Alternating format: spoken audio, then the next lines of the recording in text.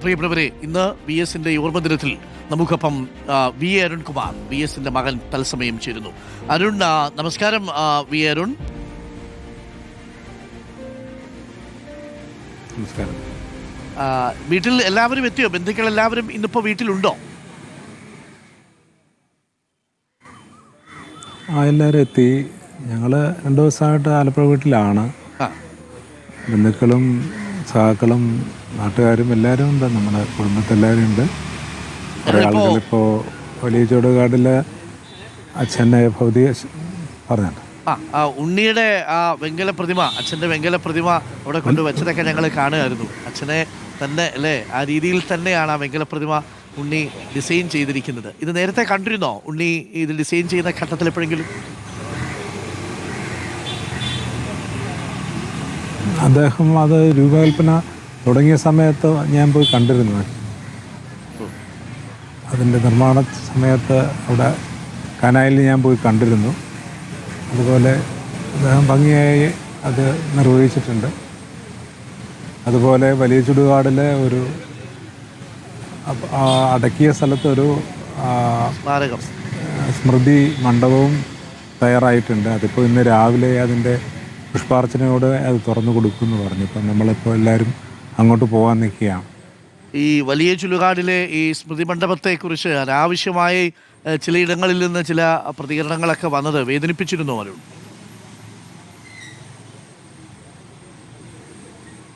അല്ല, അതിപ്പോൾ ഇതാക്കേണ്ട കാര്യമില്ല, അത് കഴിഞ്ഞല്ലോ. ഇതിപ്പോൾ നേരത്തെ തന്നെ ചെയ്യേണ്ടുന്നതായിരുന്നു. അത് എന്തായാലും ഭംഗിയായി ചെയ്ത് കഴിഞ്ഞു.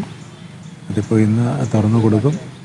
നേരത്തെ തന്നെ നമ്മളൊരു ചെറിയ അറേഞ്ച്മെൻ്റ് അവിടെ ചെയ്തിരുന്നു. ധാരാളം ആളുകൾ പല സ്ഥലങ്ങളിൽ നിന്ന് വന്നുകൊണ്ടിരുന്നു, അറിയാം എല്ലാവരും. അപ്പോൾ അവർക്കൊക്കെ തന്നെ അദ്ദേഹത്തിൻ്റെ ഒരു സ്മൃതി മണ്ഡപം അതിപ്പോൾ തയ്യാറായത് നമ്മൾ തുറക്കുകയും കൂടെയാണ്. അപ്പോൾ അതിനുള്ള സൗകര്യങ്ങളൊക്കെ ചെയ്തിട്ടുണ്ട്. കഴിഞ്ഞുപോയ ഒരു വർഷത്തെ എങ്ങനെയാണ് മകൻ എന്ന നിലയിൽ വി അരുൺകുമാർ അടയാളപ്പെടുത്തുന്നത്? അച്ഛനില്ലാതെ പോയൊരു വർഷം, അതേപോലെ പാർട്ടിയിൽ വി എസ് ഇല്ലാതെ പോയൊരു വർഷം, ഈ രണ്ടും എങ്ങനെയാണ് അരുൺകുമാർ അടയാളപ്പെടുത്തുന്നത്?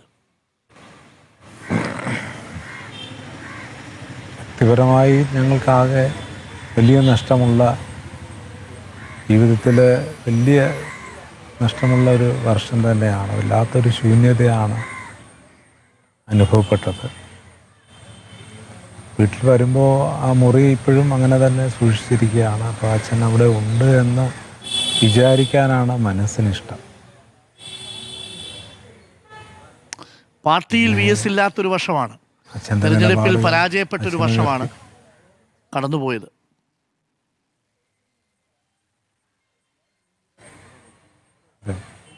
അച്ഛൻ്റെ നിലപാടുകൾ, അച്ഛൻ ഉയർത്തിപ്പിടിച്ച രാഷ്ട്രീയം അതെന്നും പ്രസക്തിയുള്ളതാണല്ലോ.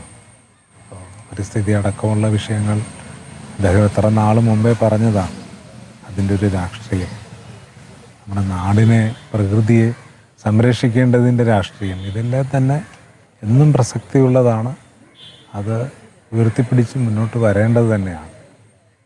ഈ വി എസ് ഉണ്ടായിരുന്നെങ്കിൽ പാർട്ടിക്ക് ഇത്ര വലിയൊരു പരാജയം ഏൽക്കേണ്ടി വരുമായിരുന്നുവെന്ന് അരുൺ കരുതുന്നുണ്ടോ?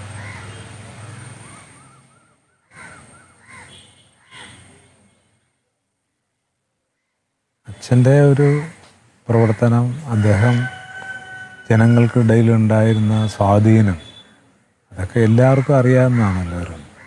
അദ്ദേഹത്തിൻ്റെ ഒരു പ്രസൻസ്, അദ്ദേഹത്തിലേക്കുള്ള ഒരു വിശ്വാസം, അദ്ദേഹത്തിൻ്റെ നിലപാടിനോട് ഒപ്പം നിൽക്കാനുള്ള ജനമനസ്സുകളിലെ താല്പര്യമൊക്കെ തന്നെ അതെല്ലാം പല കുറി നമ്മൾ കണ്ടതല്ലേ.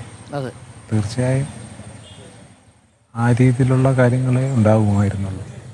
ഓക്കെ, ആ രീതിയിൽ പാർട്ടിക്കും കുടുംബത്തിനും ഒരേപോലെ നഷ്ടമാണ്.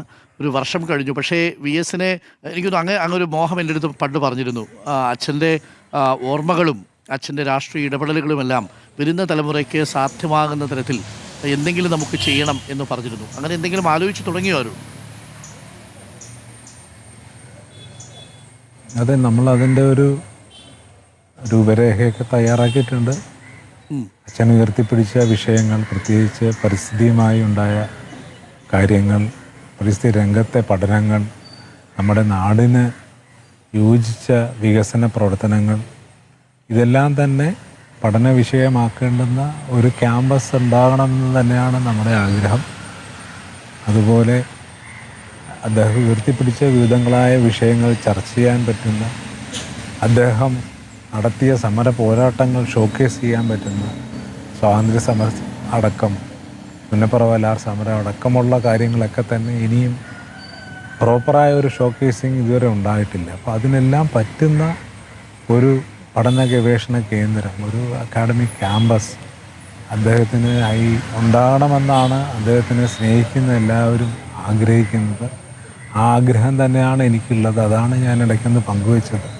അതിൻ്റെ ഒരു രൂപീകരണത്തിന് വേണ്ടിയാണ് നമ്മളിപ്പോൾ മുന്നോട്ട് പോയിക്കൊണ്ടിരിക്കുന്നത്. അരുൺ, ഒരു കാര്യം കൂടി ഞാൻ പൊളിറ്റിക്കലായിട്ടൊന്ന് ചോദിക്കുക. കാരണം ഇപ്പോൾ പാർട്ടി അതിൻ്റെ സമസ്ത മേഖലകളിലുമുള്ള വിലയിരുത്തലുകൾ നടത്തിക്കഴിഞ്ഞു, തോൽവിയെക്കുറിച്ചുമൊക്കെ. ഞാൻ അതാണ് ആദ്യം സൂചിപ്പിച്ചത്.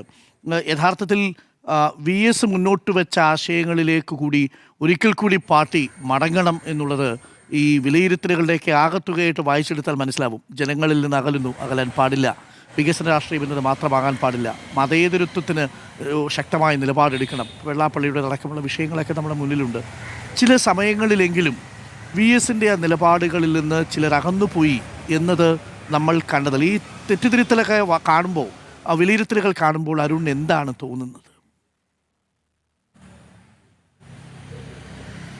അല്ല, പാർട്ടി ജനങ്ങളിലേക്ക് മടങ്ങണം, അല്ലെങ്കിൽ ജനകീയ വിഷയങ്ങൾ കൂടുതൽ കോൺസെൻട്രേറ്റ് ചെയ്ത് ജനങ്ങളെ അവർക്ക് വേണ്ടി നിലകൊള്ളണം. നമുക്ക് എന്തെങ്കിലും ഒരു ഗ്യാപ്പ് വന്നിട്ടുണ്ടെങ്കിൽ അത് മാറ്റി മുഴുവൻ ജനകീയമായ പ്രശ്നങ്ങൾക്കായി ജനങ്ങളുടെ പാർട്ടിയായി മാറണം എന്ന് തന്നെയാണ് എൻ്റെ അഭിപ്രായം. Arun, okay, thank you Arun. ഞാൻ അധികം സമയമെടുക്കുന്നില്ല, തിരക്കുണ്ടെന്ന് എനിക്കറിയാം. താങ്ക് യു, രാവിലെ ചേർന്നതിന്. നമുക്ക് നേരിട്ട് കാണാം. Thank you Arun. അത് അങ്ങോട്ട് പോകാറായി നമ്മളെല്ലാം. അപ്പോൾ വീണ്ടും ഒരിക്കൽ കൂടി നമുക്ക് കാണാം എപ്പോഴെങ്കിലും. Thank you Arun, thank you. അപ്പോൾ പ്രിയപ്പെട്ട VSൻ്റെ ഓർമ്മയിലാണ് നാട്, കുടുംബം, രാഷ്ട്രീയ നേതാക്കൾ എല്ലാവരും. അരുൺ പറഞ്ഞ ഒരു വളരെ പ്രധാനപ്പെട്ട കാര്യമാണ്, ജനങ്ങളിലേക്ക് മടങ്ങുക. വിജയമാഷ് കൊണ്ട് പറഞ്ഞല്ലോ, ഒടുവിൽ പാർട്ടി ജനങ്ങളുണ്ടാവില്ല എന്ന് പറഞ്ഞ അവസ്ഥയിലേക്ക് എത്തുന്നതിന് മുൻപ് VS ഉയർത്തിയ പല വിഷയങ്ങളും പാർട്ടി കൃത്യമായി അഡ്രസ്സ് ചെയ്യുന്നതിൽ പിൽക്കാലത്ത് പരാജയപ്പെട്ടോ എന്നതാണ് പ്രധാനപ്പെട്ട ഒരു ചോദ്യം. അത് പാരിസ്ഥിതിക വിഷയമാണെങ്കിലും, ലിംഗസമത്വവുമായി ബന്ധപ്പെട്ട വിഷയമാണെങ്കിലും, വികസന രാഷ്ട്രീയത്തെക്കുറിച്ചുള്ള വിഷയമാണെങ്കിലും, മതേതരത്വവുമായിട്ട് ബന്ധപ്പെട്ട വിഷയമാണെങ്കിലും ഒക്കെ, അല്ലേ?